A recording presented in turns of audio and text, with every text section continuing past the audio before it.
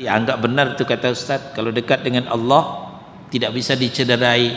Kurang dekat apalagi Al-Husain, cucu kesayangan Nabi, kok kepalanya putus ditebas di padang Karbala. Alhamdulillahi Rabbil Alamin Ar-Rahmanir Rahim.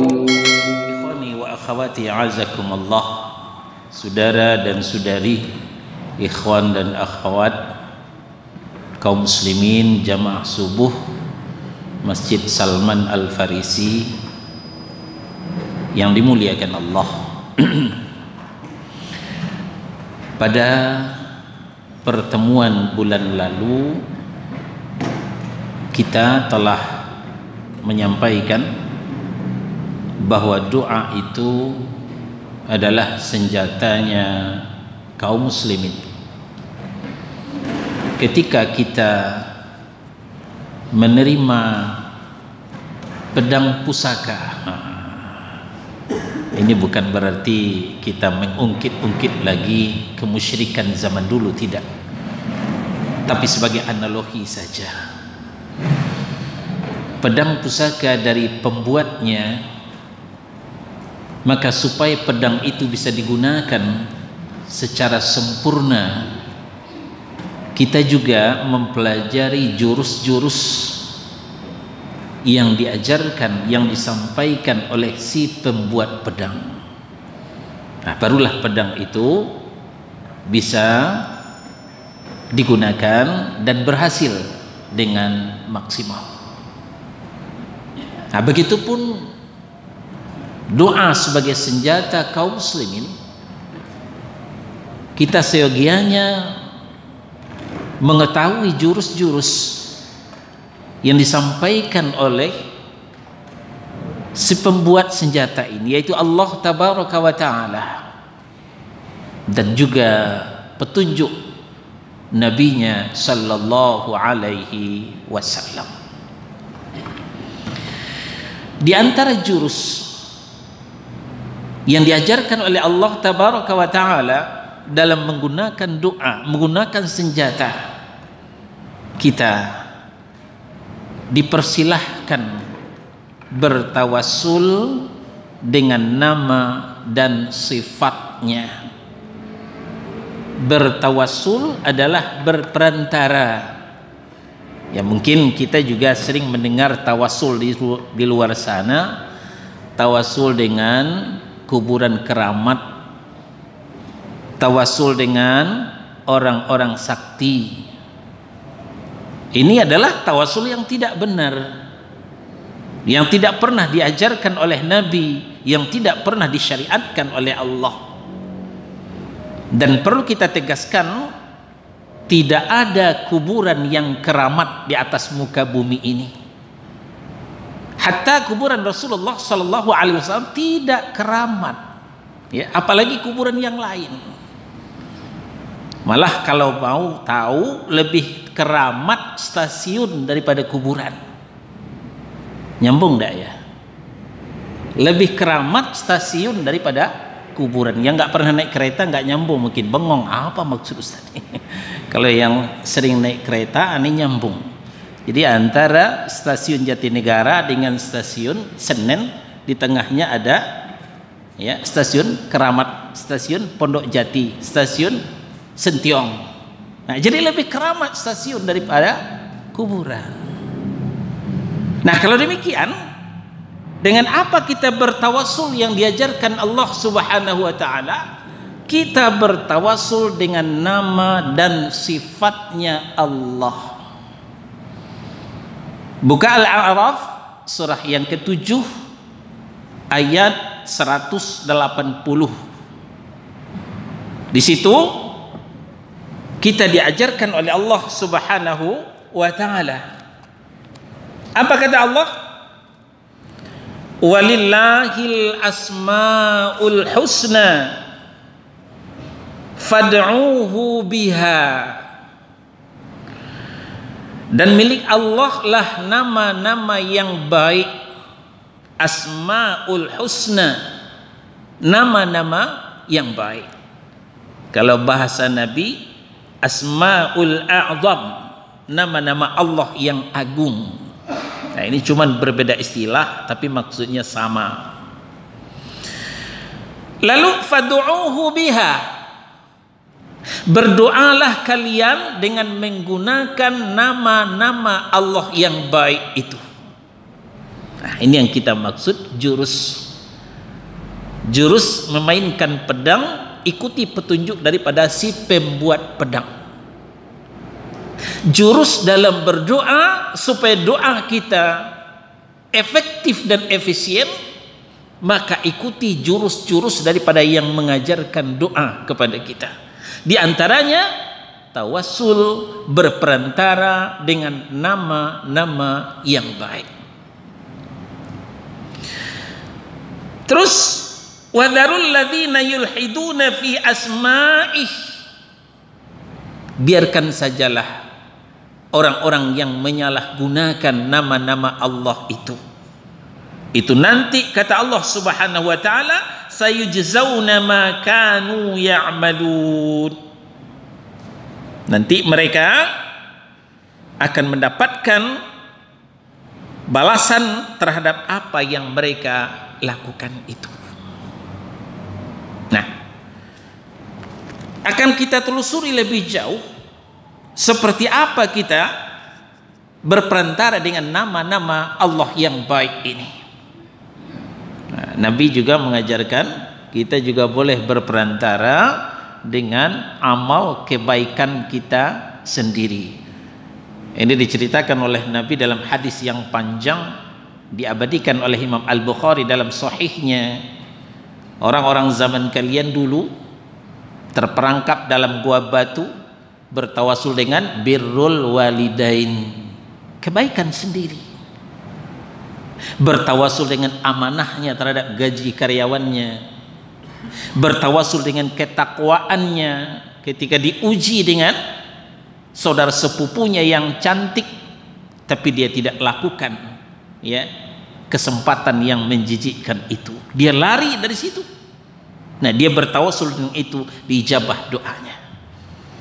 Nah, ini bertawasul dengan amal ibadah sendiri, amal kebaikan sendiri.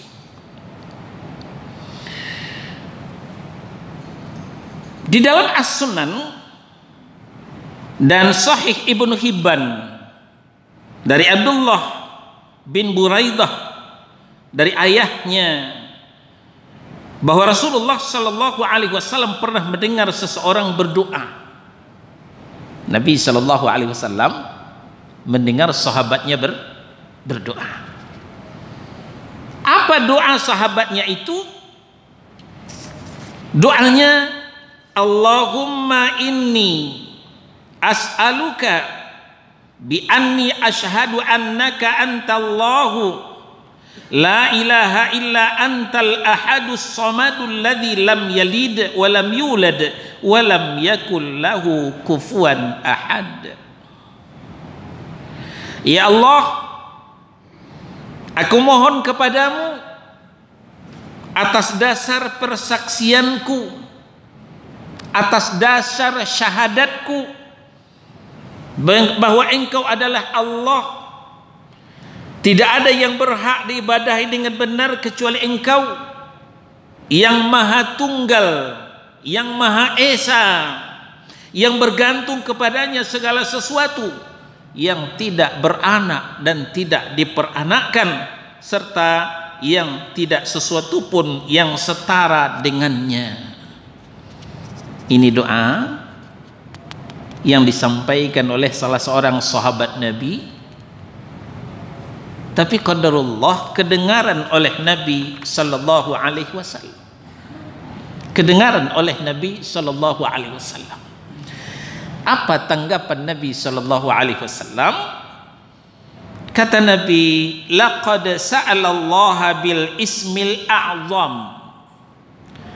Orang ini memohon kepada Allah dengan nama-nama Allah yang agung, dengan cara bertawasul dengan nama-nama Allah yang agung.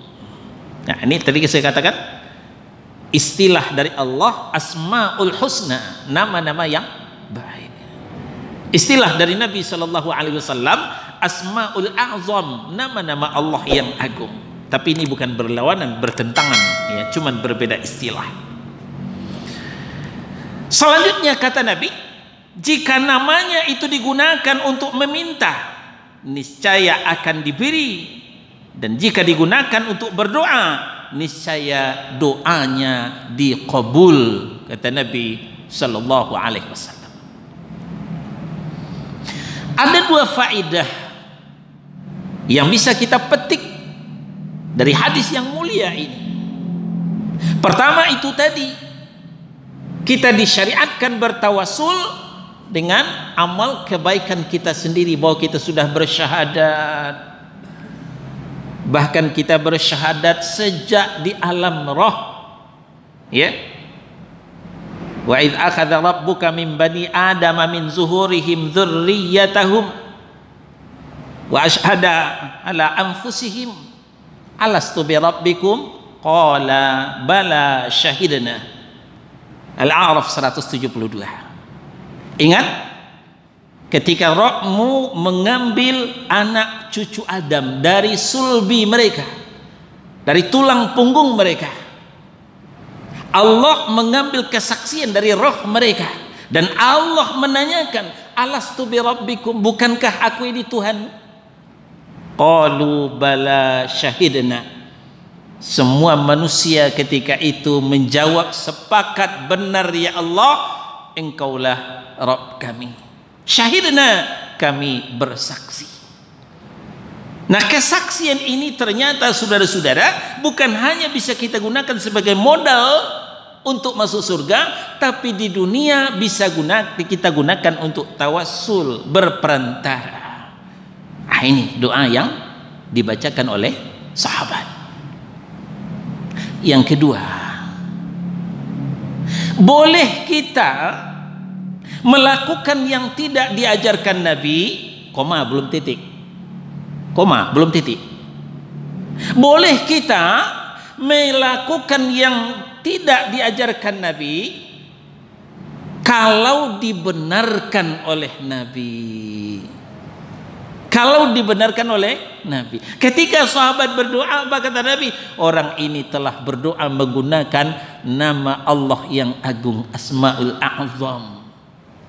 Kata Nabi Sallallahu Alaihi Wasallam, dibenarkan. Ini yang disebut dengan sunnah takririyah. Nah, jadi sering orang membenturkan dengan hadis Bilal, dikit-dikit bid'ah, dikit-dikit neraka, itu sebatang tubuh antum itu bid'ah. Itu Bilal, belum diajarkan Nabi salat sunnah wudu, Bilal udah ngerjain, bid'ah kan? Innalillahi wa inna ilaihi raji'un. Yang dilakukan Bilal bukan bid'ah. Kenapa? Dibenarkan oleh Nabi. Satu salat subuh, Bilal dipanggil, Bilal sini. Ya Rasulullah, apa amal yang kau idolakan? Kenapa aku mendengar suara sendalmu di dalam surga? Jawab Bilal, saya setelah bersuci salat, setiap setelah bersuci salat. Nah, maka kemudian Nabi tetapkan sebagai sunnah salat, sunnah wudhu, sunnah takririyah namanya, bukan bid'ah. Sama dengan doa ini, memang sebelumnya Nabi belum memerintahkan ini, bertawassul seperti ini, tapi ada sahabat yang melakukan, dibenarkan oleh Nabi, maka dia tidak bid'ah. Beda dengan kita sekarang, kita ngarang zikir, kita ngarang doa, ya. Kita ngarang zikir, kita nyanyikan dengan suara yang merdu, ya, lalu kita berdalil dengan ini. Salah. Kapan Rasulullah membenarkan ibadah kita? Kapan Rasulullah, ya, mengakui, mentakrir ibadah kita itu? Karena Rasulullah sudah meninggal. Nah, maka tidak ada kesempatan bagi kita saat ini untuk berbuat yang tidak diajarkan Nabi Sallallahu Alaihi Wasallam. Tapi ketika Nabi masih hidup, dibolehkan sahabat melakukan yang tidak diajarkan Nabi, dengan catatan kalau ditakrir, kalau disetujui, kalau dibenarkan oleh Nabi Sallallahu Alaihi Wasallam. Ini faedah yang kedua kita dapatkan. Ini contoh bertawasul dengan pengakuan syahadat kita, ini amal ibadah kita, dan kemudian kita sertakan dengan Asmaul A'zam, ya, nama-nama Allah yang agung.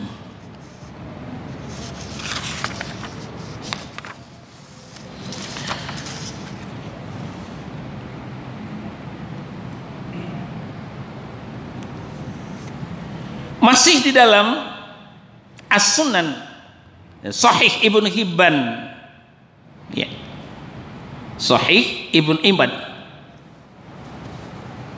dari Anas bin Malik. Anas bercerita, Anas bin Malik seorang sahabat yang mulia, ini merupakan aspernya Nabi, asisten pribadinya Nabi. 10 tahun tidak berpisah dengan Nabi, ikut Nabi kemana pergi. Anas bin Malik. Anas bin Malik menceritakan, suatu ketika dia duduk bersama Rasulullah sallallahu alaihi wasallam, sementara tidak jauh dari mereka ada laki-laki yang sedang salat, dan kemudian setelah itu laki-laki itu berdoa. Laki-laki itu berdoa. Apa doanya? Ya Allah, aku mohon kepadamu, karena engkaulah pemilik segala pujian. Alhamdulillahi Rabbil Alamin. Awal suratul Fatihah. Segala puji hanya untuk Allah, Rabb semesta alam. Nah, ini disampaikan dalam doanya. Ya Allah, engkaulah pemilik segala pujian. Tidak ada ilah yang berhak diibadahi selain engkau, yang maha pemberi serta pencipta langit dan bumi. Wahai pemilik keagungan dan kemuliaan, wahai zat yang maha hidup, lagi selalu mengurus semua makhluknya. Ini doa yang dibaca oleh seseorang setelah sholat, didengar oleh Nabi sallallahu alaihi wasallam. Lantas Nabi bersabda, laqad sa'ala Allah bi ismihil azim alladzi idza du'iya bihi ajaba wa idza su'ila bihi a'ta. Orang ini, kata Nabi sallallahu alaihi wasallam, telah benar-benar memohon kepada Allah, benar-benar serius, benar-benar sepenuh hati meminta kepada Allah dengan menggunakan Asmaul A'zam, nama-nama Allah yang agung. Jika nama itu digunakan untuk berdoa, niscaya akan dikabulkan. Dan jika nama Allah itu digunakan untuk meminta, niscaya beliau akan memberi, kata Allah Subhanahu wa ta'ala. Ini dua hadis yang mendukung Al-A'raf surah yang ke-7 ayat 180 tadi, bahwa di antara jurus dalam memainkan doa, ya, doa bukan permainan, ya, betul, ya, dalam menggunakan doa, kan doa ini adalah senjata, adalah menggunakan nama Allah sebagai tawassul, sebagai perantara. Lalu apa nama-nama Allah yang baik itu apa saja? Ya. Apa saja Asmaul Husna, Asmaul A'zam itu? Di dalam Jami'ut At-Tirmidzi dari Asma binti Yazid ada dinukil bahwa Nabi sallallahu alaihi wasallam bersabda, Ismullahil a'zam fi hataini ayataini. Nama Allah yang paling agung itu terdapat dalam dua ayat ini.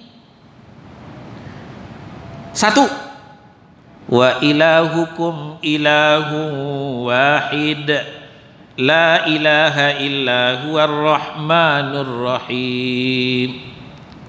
Di mana itu? Al-Baqarah ayat 163. Jadi kalau kita berdoa, tolong sempatkan membaca ini. Ini namanya tawasul. Ketika berdoa, apakah doa ibadah ataukah doa masalah, doa hajat, ya bukan sholat hajat ya. Sholat hajat tidak ada. Ya doa hajat. Kita punya hajat. Saudara kita lagi COVID, teman kita lagi corona, batuk-batuk, bersin-bersin, doakan. Menggunakan wa ilahukum ilahu wahid, la ilaha illa huwa, la ilaha illa huwa rahmanur rahim. Nah itu pertama di Al-Baqarah 163. Yang kedua adanya di awal surah Ali Imran. Setelah alif lam mim ayat 1, lalu di ayat 2 Allahu la ilaha illa huwal hayyul qayyum. Ya. Nah, ini Asmaul A'zam yang disampaikan oleh Nabi sallallahu alaihi wasallam. Dalam Jami'ut Tirmidzi, hadis ini diriwayatkan oleh Abu Daud, Ibnu Majah, Ahmad, Ibnu Abi Syaibah, Ad-Darimi, At-Tabrani, ya, dan lainnya. Ya. Kemudian di dalam Musnad Imam Ahmad dan Sahih Al-Hakim dari hadis Abu Hurairah radhiyallahu an, juga Anas bin Malik dan Rabi'ah bin Amir dari Nabi sallallahu alaihi wasallam. Beliau bersabda, kalau berdoa senantiasalah mengucapkan ya dzal jalali wal ikram, ya dzal jalali wal ikram. Apa artinya? Ya Allah yang memiliki keagungan dan kemuliaan. Jadi kita minta rezeki, ya Allah beri aku rezeki, ya Allah, ya dzal jalal wal ikram. Kita minta sehat, ya Allah beri aku kesehatan, ya Allah, ya dzal jalal wal ikram. Apa lagi?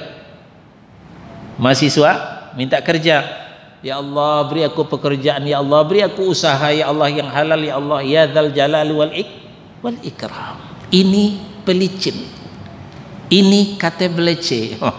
Kita ingat Orde Baru ya. Ini mungkin bapak-bapak yang usia 50-an, 60-an. Kalau di bawah itu mungkin enggak ingat. Di zaman Orde Baru itu ada KTBLC. Ya, kalau kita minta kucuran dana, ada lu tanda tangan Pak Harto. Ini KTBLC. Ya.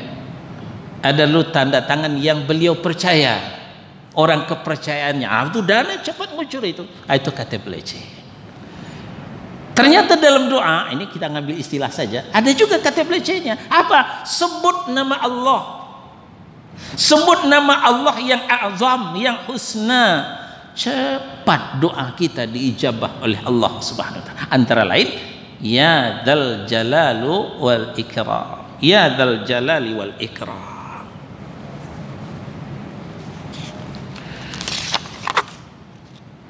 Apalagi disebutkan juga dalam Jami'ut Tirmidzi. Hadis ini diriwayatkan juga oleh Ibnu Sunni dalam kitab Amalul Yaum wal Lailah. Nabi sallallahu alaihi wasallam mengajarkan kepada kita, jika sedang ditimpa perkara yang membuatnya sedih, bermacam kemungkinan, problematika hidup kita, problema pribadi, masalah keluarga, masalah masyarakat, masalah bangsa dan negara yang membuat beban di kepala kita, membuat kita sedih, membuat kita duka. Baca ini, kata Nabi sallallahu alaihi wasallam. Apa itu? Ya Hayyu ya Qayyum birahmatika astaghithu. Ya Allah, zat yang maha hidup, Ya Allah, zat yang selalu mengurusi semua makhluk, bi rahmatika astaghitsu, dengan rahmat Engkau, dengan kasih sayang Engkau, astaghitsu, aku mohon pertolongan. Wah, ini lebih khusus lagi daripada doa. Ya. Ini doa ini berlapis-lapis. Sama dengan ya, karena senjata tadi ya. Ada senjata pedang, ada senjata golok, ada senjata celurit, ada senjata rencong, ada senjata pisau sirawi. Ini orang barat nih, pisau sirawi. Ya, tanya Pak John nanti kalau nggak tahu. Senjata bermacam-macam. Nah, di sini ditunjukkan oleh Nabi Shallallahu Alaihi Wasallam menyebutkan doa itu, memohonkan kepada Allah itu dengan membawakan ya Hayyun, ya Allah yang maha hidup. Allah itu tidak pernah mati. Ya Qayyum, selalu mengurusi makhluknya. Jangan takut kita terlunta-lunta, jangan takut kita dizolimi. Sepanjang kita dekat dengan Allah, kita tidak akan dapat dicederai. Kalaupun dicederai, setelah itu syahid. Ya. Jangan pula nanti anggap benar itu kata Ustaz, kalau dekat dengan Allah tidak bisa dicederai. Kurang dekat apa lagi Al-Husain, cucu kesayangan Nabi, kok kepalanya putus ditebas di padang Karbala? Jadi kita jawab, satu, orang yang dekat dengan Allah tidak akan bisa dicederai. Kalaupun bisa, itu yang terbaik untuknya. Dia akan menjadi syahid. Ya, di tengah-tengah yang genting, di tengah suasana yang menakutkan, jangan lupa ucapkan ini. Ya Hayyun ya Qayyum bi rahmatika astaghitsu. Ya Allah yang maha hidup, ya Allah yang mengurusi makhluknya, dengan kasih dan sayangmu. Rahmat, timbunan kasih dengan sayang, jalinan Rahman dengan Rahim. Rahman kasih, Rahim sayang. Nah ini yang dikatakan manih ditimpo lama basi bayak baringgi. Apa maksudnya? Baik, ya, elok, manis, enak. Ya manis tambah enak, ya bagus, lebih bagus kita. Kasih tambah sayang. Dengan kasih sayang itulah kita beristighatsah, minta tolong kepada Allah Subhanahu wa taala. Doa meminta, istighatsah minta tolong. Nah, ini suatu hal yang genting, kita minta tolong kepada Allah Subhanahu wa taala. Kita lanjutkan dalam Sahih Al-Hakim dari Abu Umamah dari Nabi Shallallahu Alaihi Wasallam. Ya, ini bisa dilihat dalam Al-Mustadraknya Imam Al-Hakim.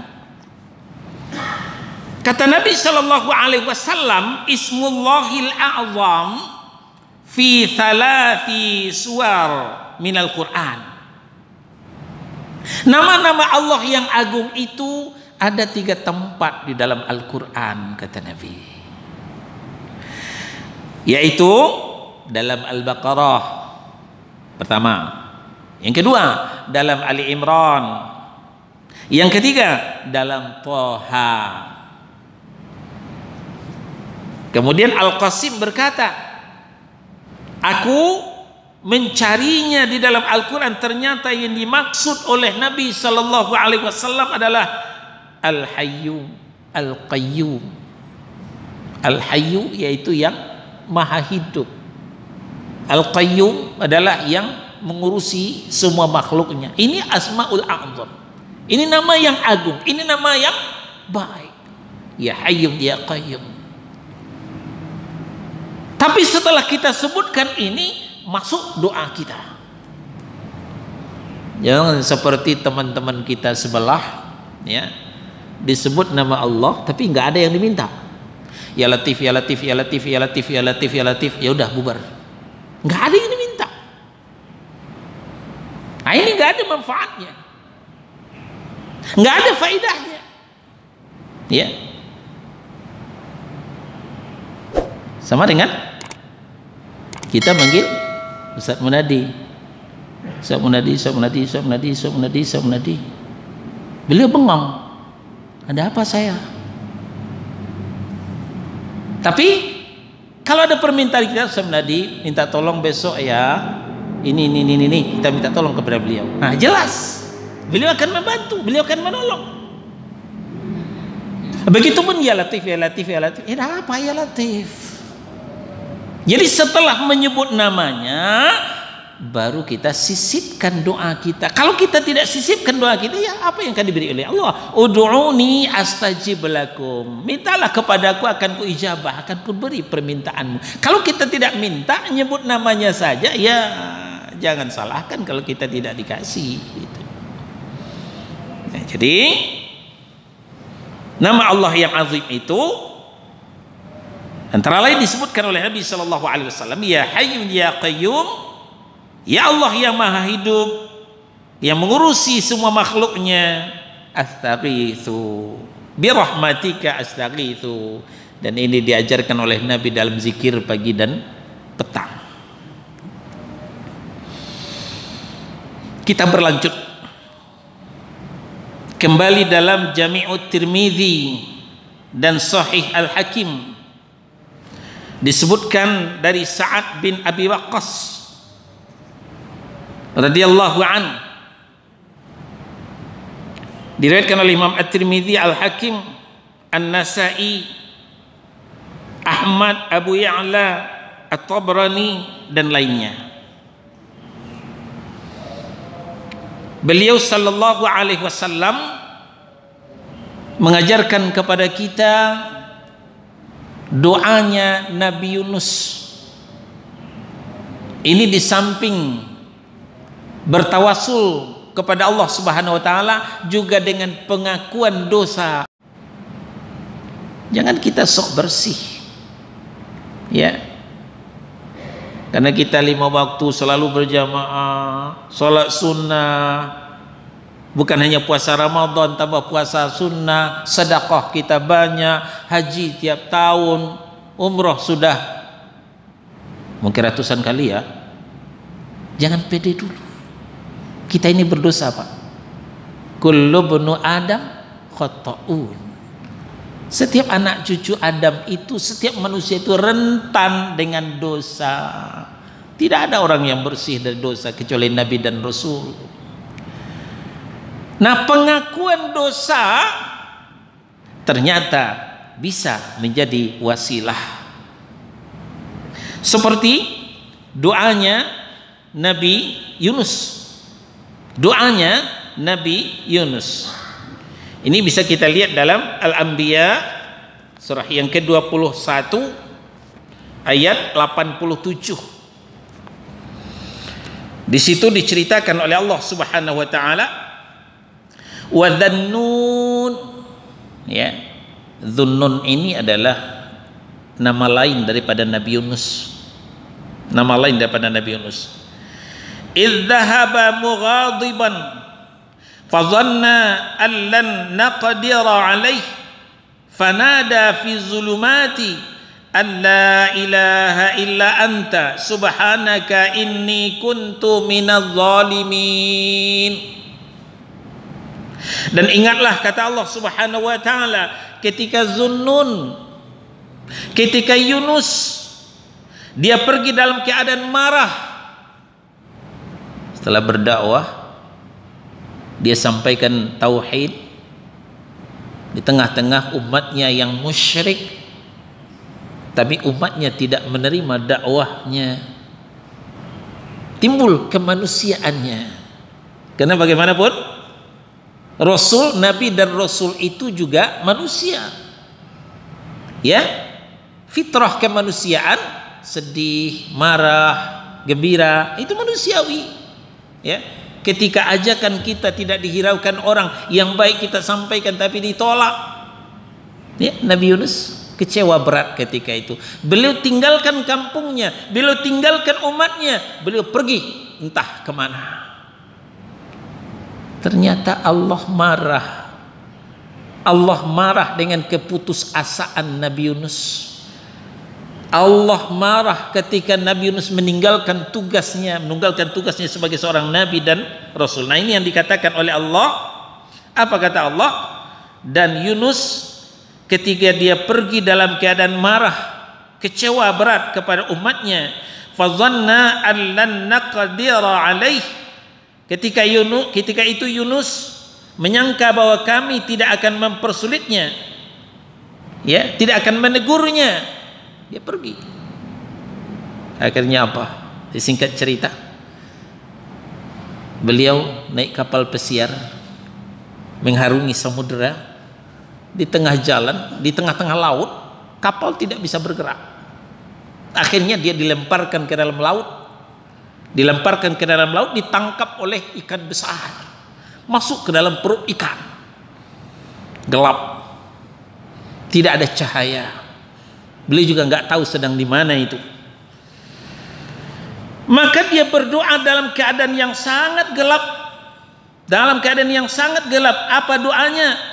Rabbana, ya, la ilaha illa anta, subhanaka inni kuntu minadh dhalimin. Tidak ada ilah yang berhak diibadahi selain pada Engkau, ya Allah. Subhanaka, maha suci Engkau. Inni kuntu minadh dhalimin, sesungguhnya aku termasuk orang-orang yang zalim. Beliau mengakui kesalahannya. Pengakuan dosa ternyata bisa mempelcin doa. Beliau mengakui keterledorannya. Beliau mengakui kealpaannya, telah meninggalkan umat yang tengah sesat, yang tengah musyrik. Ya. Akhirnya ikan yang besar itu memuntahkannya kembali pas terdampar di kampungnya lagi. Terdampar di tempat dia naik kapal tadi. Barulah kemudian datanglah umatnya untuk menyelamatkannya. Ternyata umatnya sudah mulai sadar sebahagian. Nah, doa Zunnun, doa Nabi Yunus ini pernah ditanyakan oleh sahabat, ya Rasulullah, bolehkah doa ini, ya, saya pelajari, bolehkah doa ini saya amalkan, ya? Kata Nabi Shallallahu Alaihi Wasallam, kenapa tidak? Ya, karena selanjutnya di ayat 88, fastajabnalah wa najjainahu minal gham wa kadzalika nunjil mu'minin. Maka kami kabulkan doanya Yunus dan kami selamatkan dia dari kedukaan. Dan demikianlah kami menyelamatkan orang-orang yang beriman. Orang yang beriman itu kan bukan hanya Nabi Yunus. Kita juga orang yang beriman. Jadi ketika ditanyakan oleh sahabat, bolehkah doa itu saya gunakan ya Rasul? Apakah kau enggak baca ayat selanjutnya? Bahwa Allah juga akan menyelamatkan orang-orang yang beriman dengan doa itu. Kalau kau orang yang beriman, ya bisa digunakan doa itu. Kata Nabi Sallallahu Alaihi Wasallam. Nah, jadi ketika kita ditimpa kesulitan, ketika ditimpa masalah yang berat, jangan panik, jangan stres, jangan putus asa.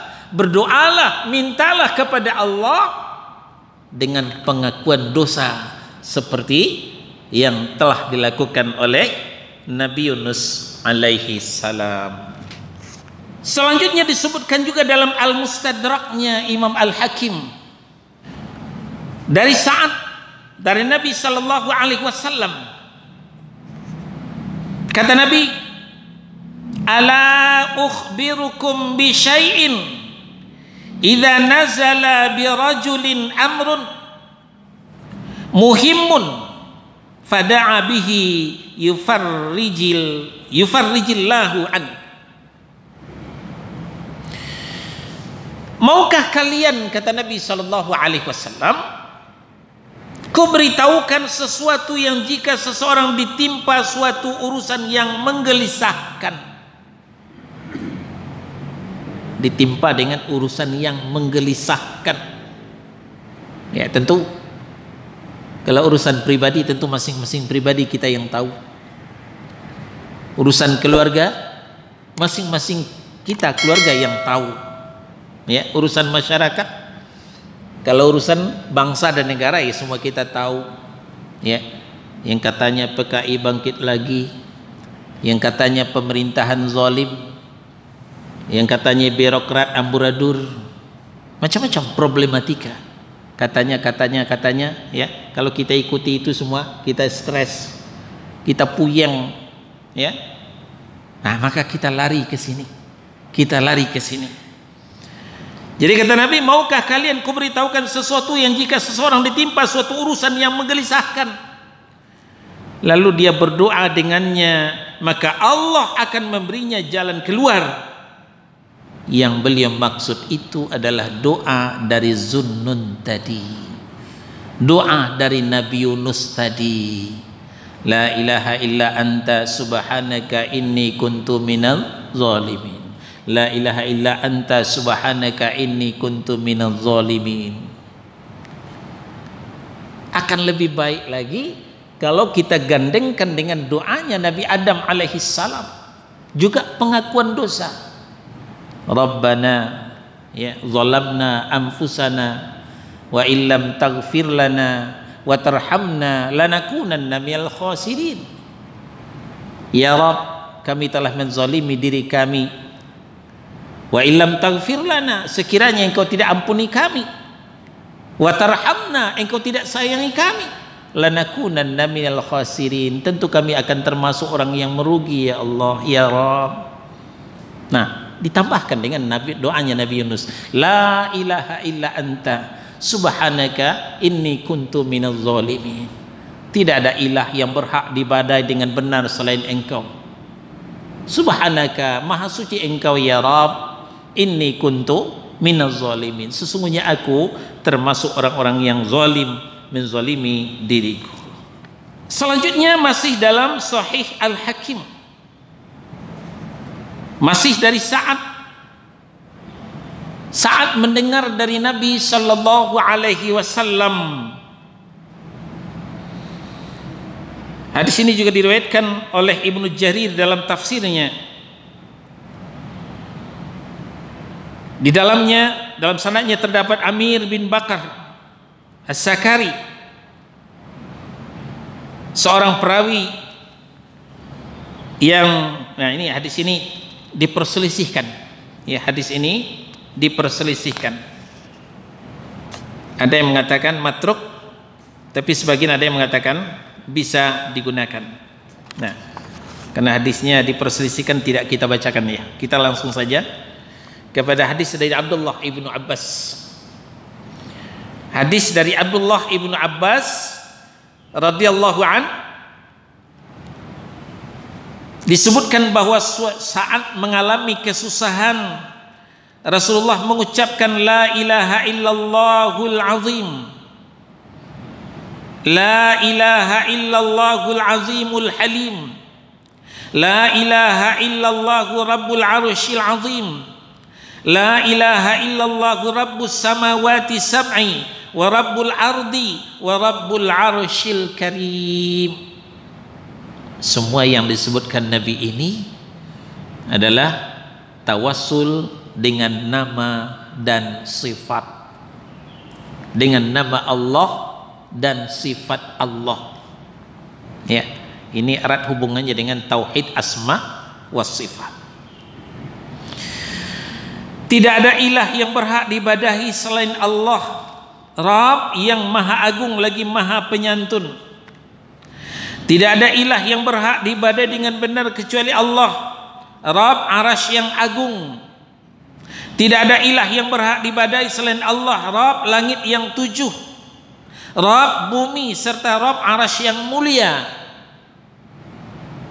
Jadi Allah itu bukan hanya Rabbuna, bukan hanya Tuhan kita, tapi Tuhannya langit yang 7, Tuhannya arasy yang agung. Itu disebut semua.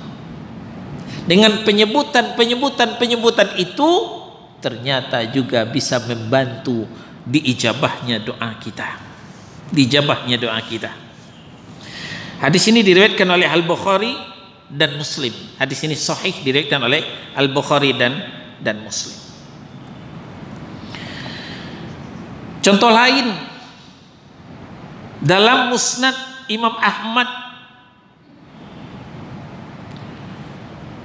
hadis ini juga diriwayatkan oleh Al-Hakim dan disahihkan oleh Syekh Ahmad Syakir dari Ali bin Abi Thalib radhiyallahu an, sepupu Rasulullah sallallahu alaihi wasallam sekaligus menantu beliau. Beliau berkata, kata Ali bin Abi Thalib, Rasulullah sallallahu alaihi wasallam mengajarkan kepadaku untuk mengucapkan doa ketika ditimpa musibah. Ini sangat penting bagi kita. Negeri kita dirundung duka, ditimpa musibah, bencana alam, bencana tragedi kemanusiaan. Nyawa manusia taubahnya seperti nyawa ayam, tiap hari bergelimpangan, bukan hanya karena COVID, tapi juga ada diracun, ada juga disiksa, ada juga ditembak, dibantai. Inilah yang kita alami sekarang. Ini musibah. Nah, ternyata sebelum ini terjadi kepada Ali bin Abi Thalib sudah diajarkan doa oleh Allah, oleh Nabi sallallahu alaihi wasallam. Apa bunyinya? La ilaha illallahul halimul hakim, subhanallahi wa tabarakallahu rabbul arsyil azim, walhamdulillahi rabbil alamin. Tidak ada ilah yang berhak diibadahi melainkan Allah yang maha penyantun lagi maha mulia. Maha suci Allah dan maha tinggi, Rabb arasy yang agung, serta segala puji bagi Allah, Rabb alam semesta. Alhamdulillahi Rabbil Alamin, Ar-Rahmanir Rahim,